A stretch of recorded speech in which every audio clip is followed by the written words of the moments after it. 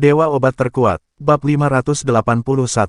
Dia belum menemukan cara untuk menghadapi Lin Yi, atau bahkan sikap seperti apa yang harus dia miliki terhadap Lin Yi.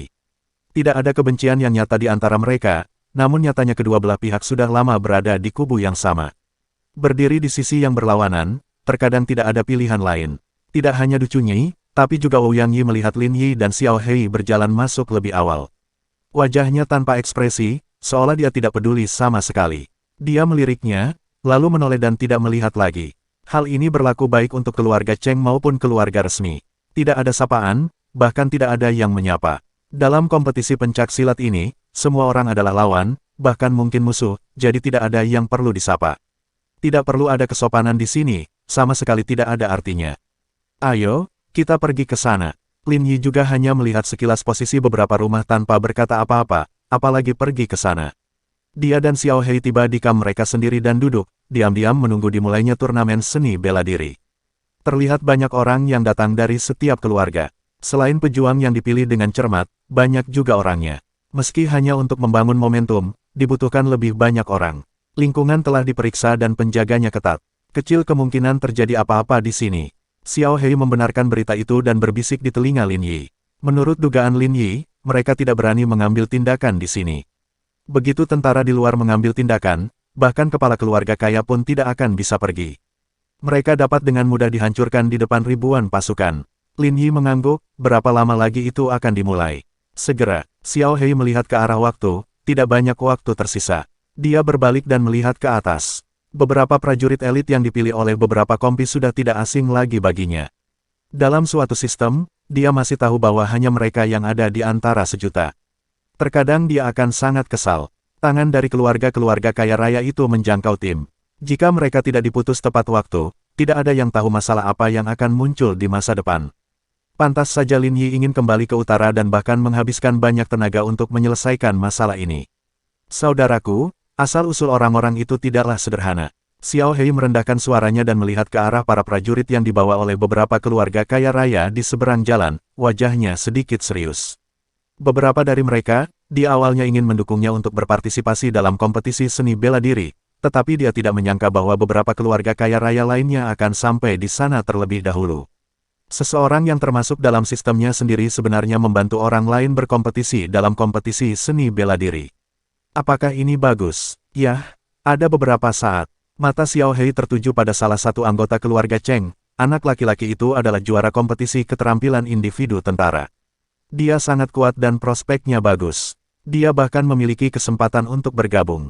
Apa yang ingin dia katakan adalah tim yang ditakuti yang pernah dipimpin Lin Yi. Jika lawan bicaranya tahu bahwa dia akan bersaing dengan Lin Yi hari ini, saya tidak tahu bagaimana perasaannya.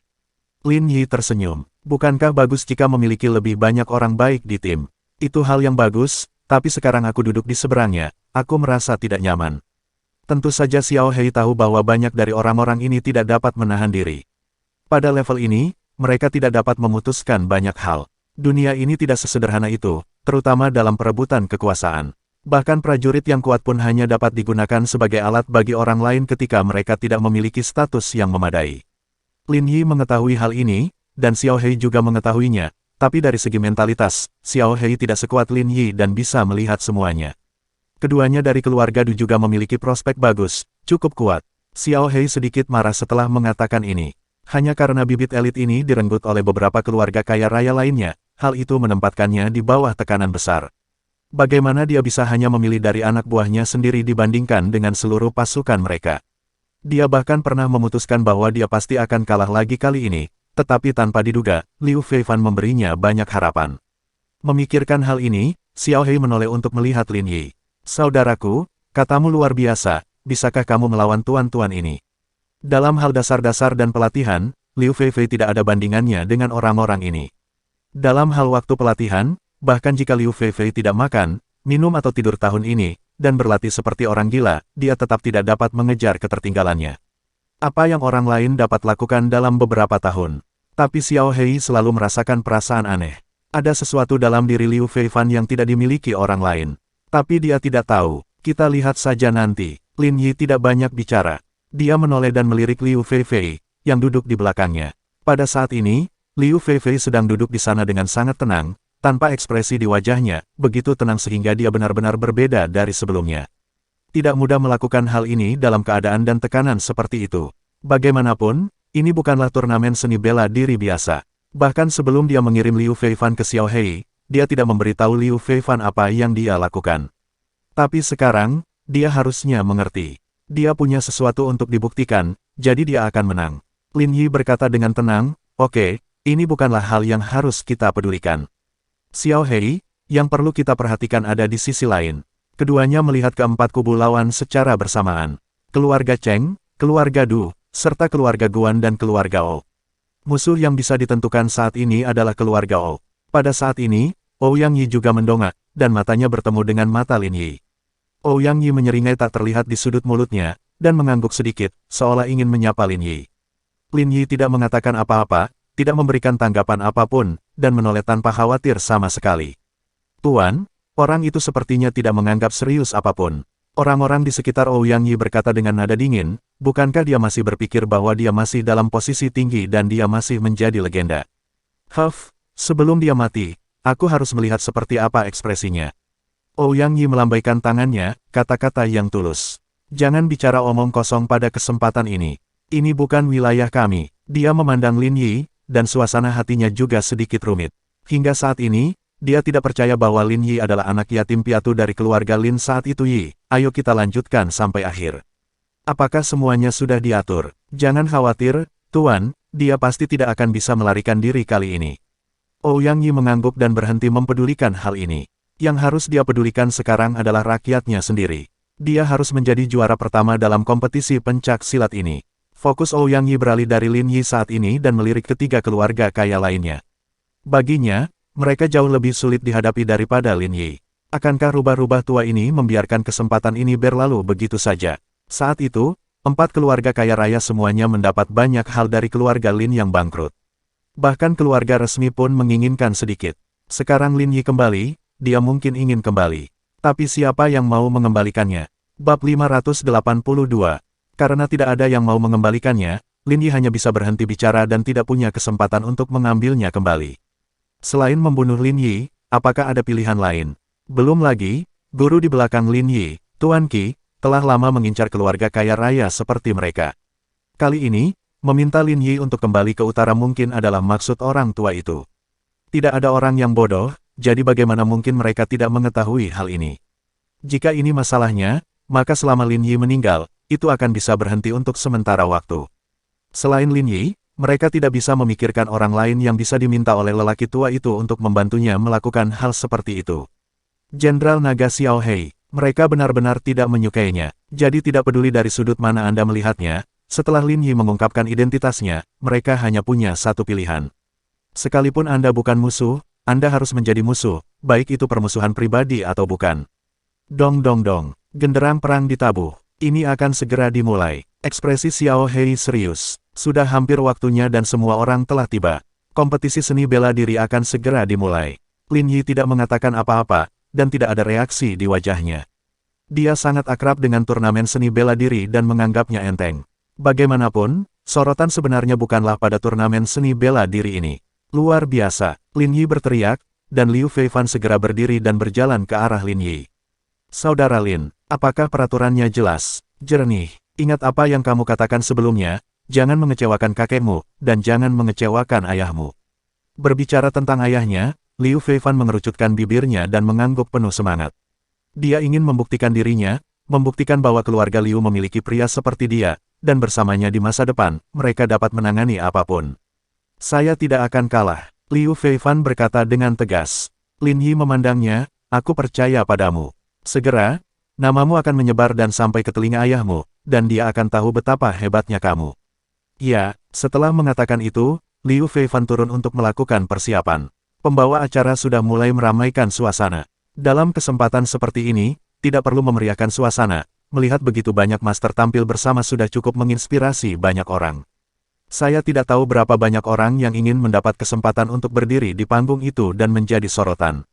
Namun, tanpa kekuatan yang cukup dan kemauan yang kuat, sulit untuk mendapatkan kesempatan seperti itu.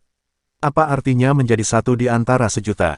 Itu saja, jika Anda bisa bersinar di medan perang ini, Anda akan memiliki peluang lebih besar untuk menjadi pahlawan di antara manusia, dan Anda bahkan mungkin dipilih oleh unit elit legendaris dan bertemu dengan legenda itu. Namun banyak orang yang tidak mengetahui bahwa legenda yang mereka junjung di dalam hati ada di sini saat ini. Lin Yi sangat tenang, duduk di sana dan menonton dengan tenang. 4 keluarga kaya raya di seberangnya sama-sama tenang.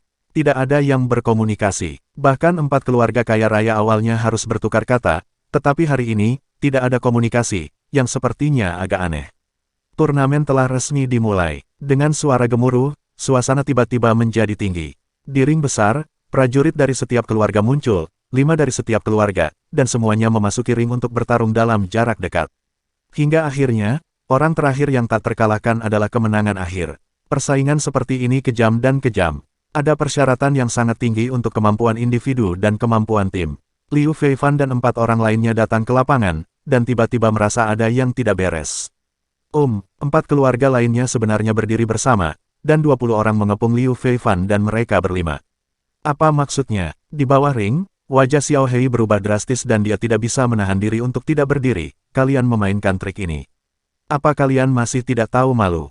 Keempatnya sebenarnya bersatu. Bagaimana ini bisa terjadi? Menurut aturan, hal ini memang mungkin terjadi, namun belum pernah terjadi pada tahun-tahun sebelumnya. Mereka semua berjuang sendiri-sendiri, dan tidak ada yang mau tunduk pada siapapun. Tapi apa yang terjadi kali ini? Keempat keluarga sebenarnya ingin bergabung untuk melenyapkan Liu Feifan dan yang lainnya terlebih dahulu. 20 orang, versus 5 orang. Kepala dari 4 keluarga kaya raya tetap tanpa ekspresi. Mereka sepertinya sudah lama mengetahui bahwa ini akan menjadi akibatnya. Meskipun mereka belum bertemu untuk membahasnya, mereka telah mengambil keputusan yang sama secara diam-diam. Tentu saja, jangan biarkan rakyat Jenderal Naga punya kesempatan. Bagaimanapun, tempat pertama hanya bisa dihasilkan oleh mereka berempat. Sedangkan yang lainnya, maaf, saya tidak bisa memberi mereka kesempatan sedikitpun. Xiao Hei sangat marah. Ini jelas merupakan upaya bersama untuk memblokir Liu Feifan dan yang lainnya dari pintu, dan kemudian keempat keluarga perlahan-lahan akan bersaing satu sama lain.